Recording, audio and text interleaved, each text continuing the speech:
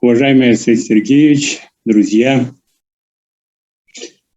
я безгранично рад, что сегодня очень компетентные люди собрались с одним желанием помочь республике подняться.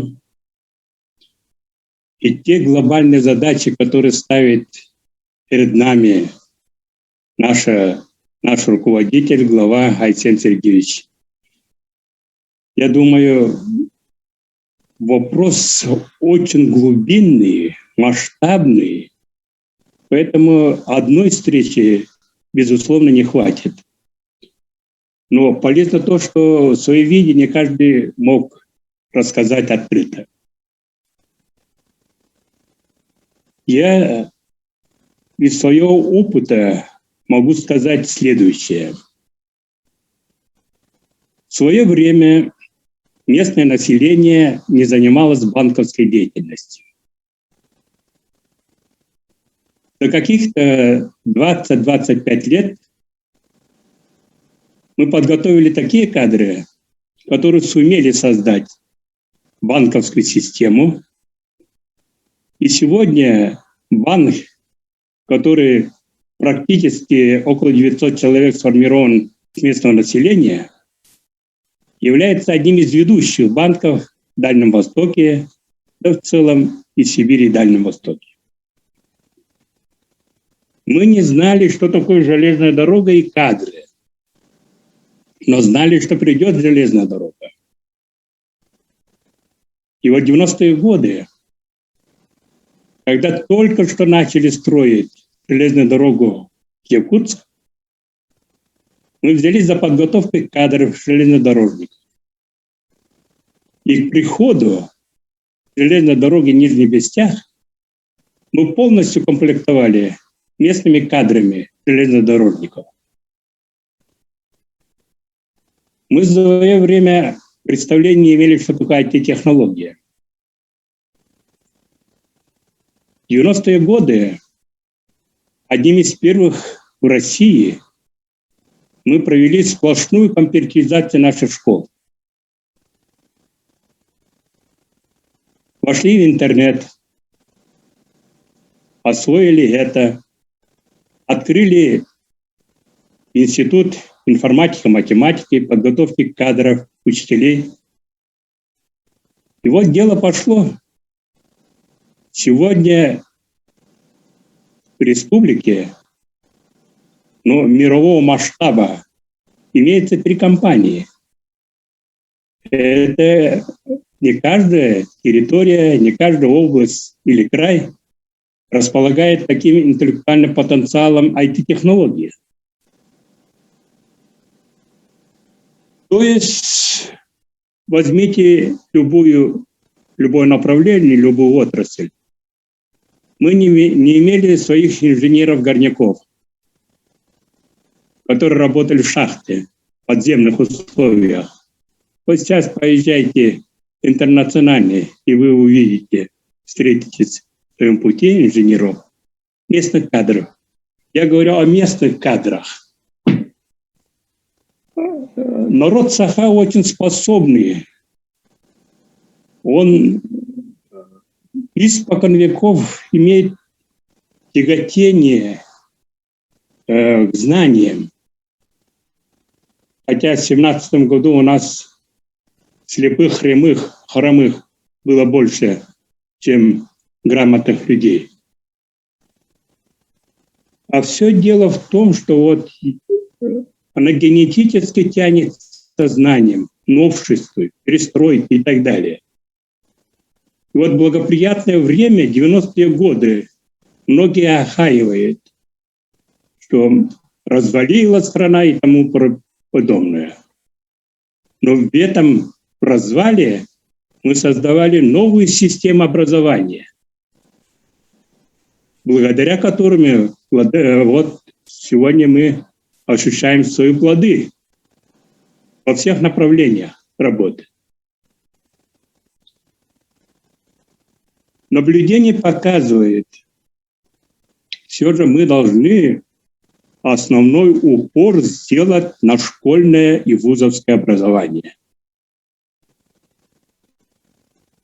Вот сегодня, к сожалению, об этом речь не шла. Практически формирующие мировоззренческие направления человека, школьное образование и вузовское образование за пределы нашего разговора осталось. А каких компетентных специалистов мы получим после этого, если на основной сегмент не обращается внимания? Бизнес бизнесом, бизнес хорошо, но все же главная задача наша – формировать личность, разбудить тлеющие таланты у каждого учащегося именно правильной постановкой учебного процесса. А учебный процесс, как в законе написано, образование – это воспитательный процесс. Воспитательный процесс. Мы не роботов должны выпускать, а именно сознательных людей, душой преданных своей родине, своей России, отчизне. Если этого мы не добьемся, если это у нас на заднем планке будет, то наши таланты уйдут, как сегодня уезжает массово за рубеж. С такой великой страны, как Россия, уезжать, это не то что пагубно, это смертельно опасно. Поэтому, уважаемые товарищи, вот когда я говорю об этом с болью в сердце, вы первым все же ступеньки поставьте формирование личности, формирование патриота, формирование, понимаете, креативной личности. Вот тогда будет у нас то, что мы желаем в развитии нашей Родины. Алексей Сергеевич, спасибо за добрые слова, которые вы вначале говорили, вспомнили. И не только вспомнили, и руководствуетесь в многих аспектах то, что сделано в прошлом. Я хотел бы вернуться одной только. Образование, воспитание талантов, способных ребят, надо нам создавать сетевую систему школ. Через месяц мы будем праздновать 25-летие создания сети президентской школы республики, которые объединяли 42 школ нашей республики разнотипных, которые играли локомотивами во всем образовательном процессе. Это действительно новаторы. Мы этим школам дали полное полномочия, чтобы они своей методикой обучали детей, своими знаниями, не писанными в учебниках, а знаниями, накопленными в своей жизни учитель, увлекал учащихся, как в свое время бытность Михаил Андреевич Алексеев, который в нашей республике впервые внедрил физико-математическое образование и стал народным учителем Советского Союза. Его выпускники, в том числе Алексей Сергеевич Николаев, сегодня возглавляет республики. У нас преобладающее большинство научного потенциала вышли из системы физико-математической школы и классов. Это плоды, труд одного новатора было. Памятуя это, мы создали сеть президентских школ. Я сказал, 42 ведущие школы были. Это 10% от общего количества школ республики.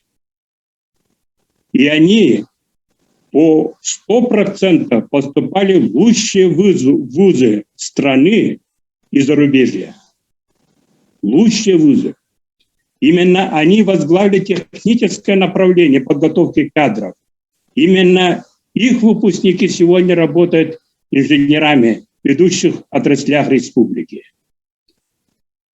Потому что сегодня, к большому сожалению, государство постепенно уходит от школы. Учредителями каждой школы стали муниципалитетами. У нас есть единая система, раньше была государственная система, то сегодня 460 муниципальных образований имеют свои школы учредителями, которые практически и подготовки кадров не разбираются, расставлять не могут, потому что узкий круг учителей села неоткуда брать.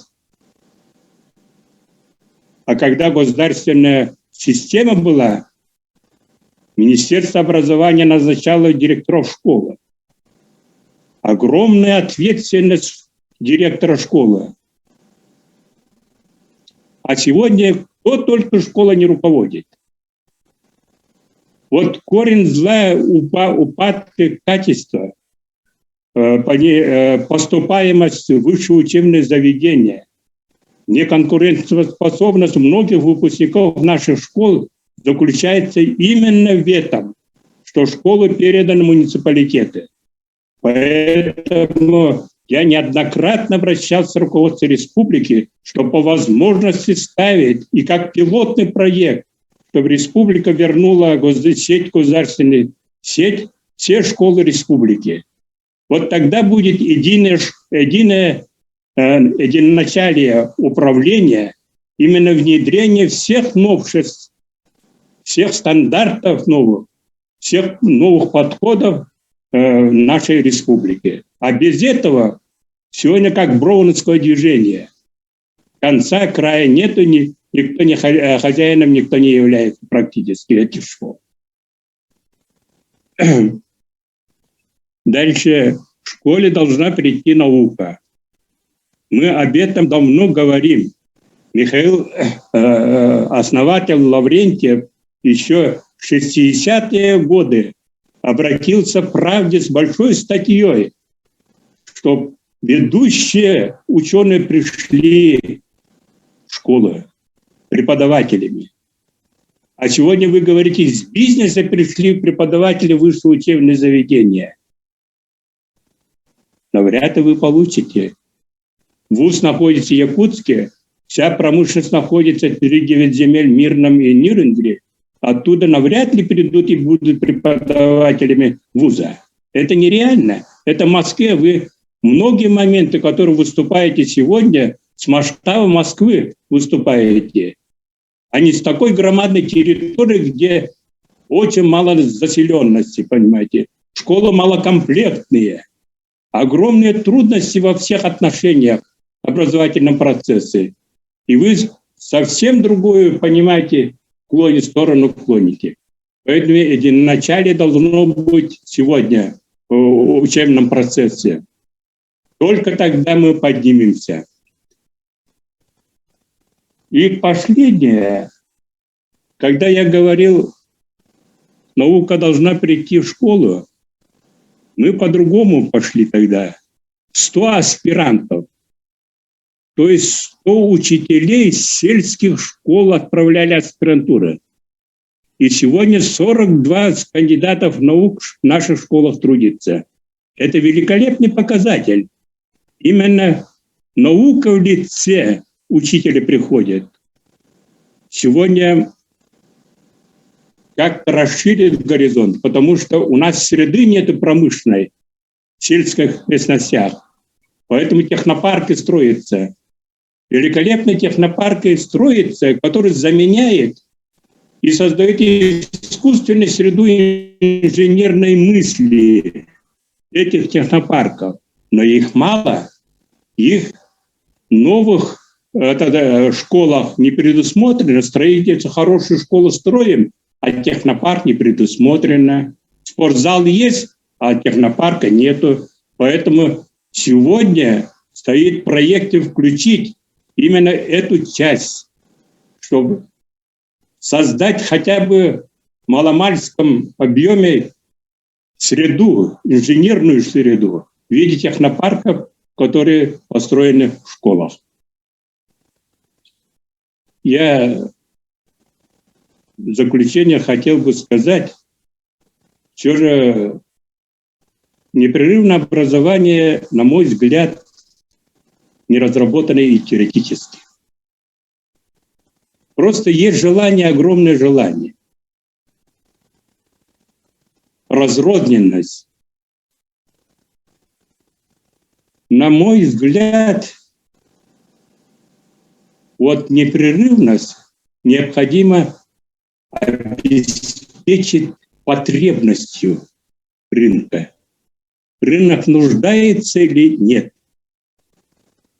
Вот в таких территориях, как Якутия, еще не скоро будет рынок нуждаться в непрерывном образовании. Потому что люди добывающей промышленности, будь это алмазная промышленность, газовая, нефтяная промышленность, они продолжительное время вот занимаются и держатся за эту работу, за это место, за это высокооплачиваемое место. И навряд они нуждаются в непрерывности образования. Они, дай бог, до пенсии держаться в этой должности. Поэтому тоже надо подойти очень внимательно.